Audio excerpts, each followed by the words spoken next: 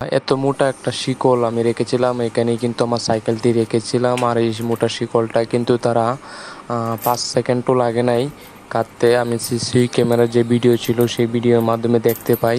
তারপর কিন্তু এই সাইকেলটা নেওয়ার পরে অনেকেই বলতেছে একটা জিটি করেন থানায় গিয়ে। তারপর হচ্ছে আমি একটা থানায় গিয়ে লিখিত জিটি করি, জিটিটা অবশ্যই আপনারা এখন শুনতে পারবেন।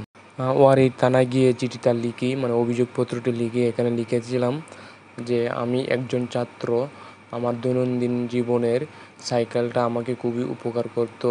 আমি গত 4/9/2025 রাতের বেলা টিউশনি শেষ করে আমার বাসার নিচে সাইকেলটি রাখলাম।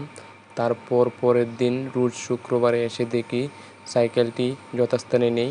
তারপর মেসের বড় ভাইদের জানানো হয়। তখন বড় ভাইয়েরা সিসিটিভি ভিডিও বের করে আমরা সাইকেল চুরির ঘটনা দেখতে পাই এবং চুরিকে আমরা দেখতে পাই। তারপর তারা বলে যে একটা জিডি করার জন্য।